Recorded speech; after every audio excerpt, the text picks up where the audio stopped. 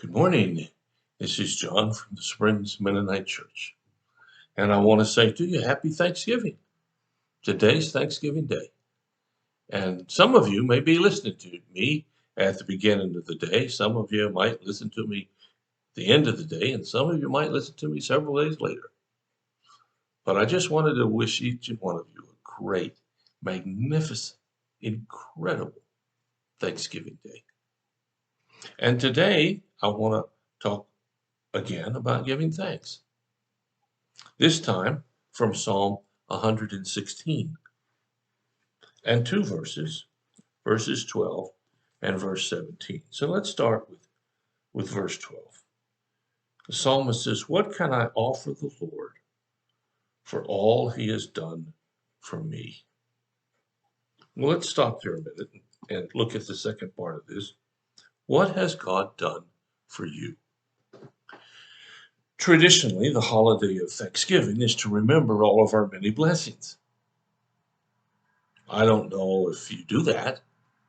I don't know that I actually do that. But if we made a list, and I might do this one Sunday, ask people to make a list. The problem is, if you start thinking about what you're thankful for, the more you think about it, the more you think about what you also are thankful for. So if you picked your big five, what would you pick?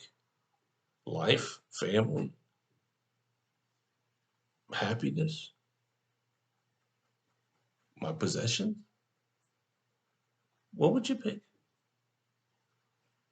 Here it says, "What can I offer to God for all he's done for me?"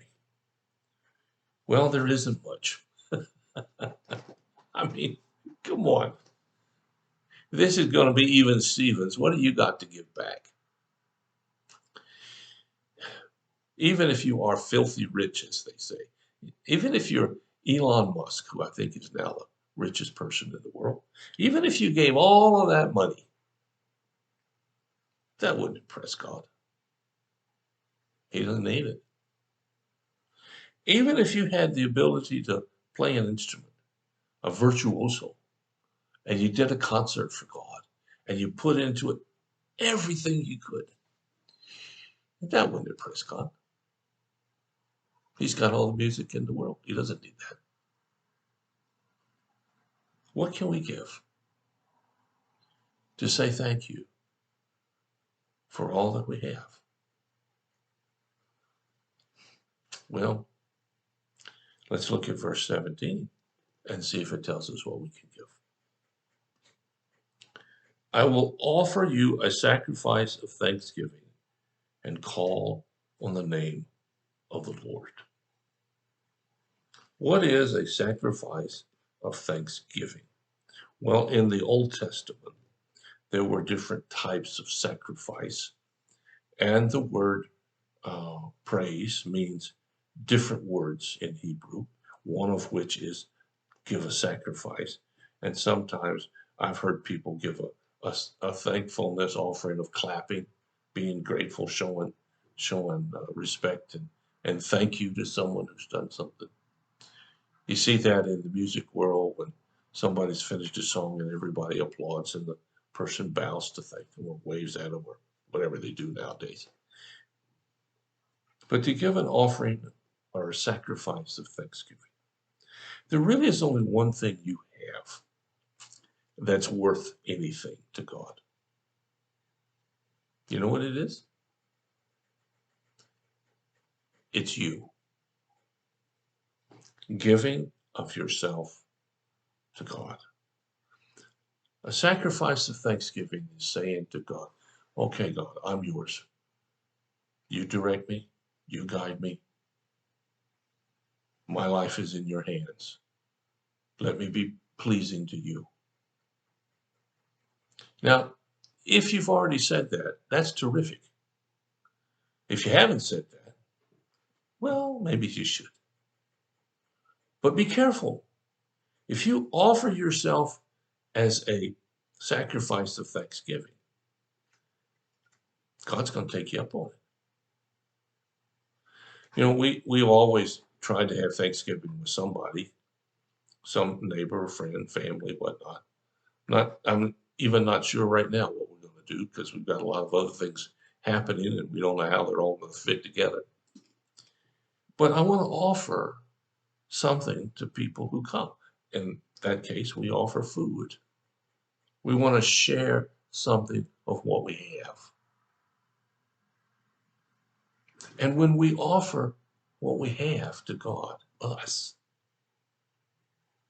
then He's going to take that and He's going to change you. You see, with an attitude of thankfulness, it's hard to be angry. It's hard to be bitter. It's hard to complain. Now, I bet you know some people who don't have much trouble being angry or complaining. I know some. Boy, do they drive me nuts. Nothing you can say will get them to change focus. But they've forgotten or never realized how much God gave to them. They've never understood that this Thanksgiving Day is a day about saying, without you, God, I wouldn't have anything. Now, I realize at the end of time or after you die, all of this is really going to make sense.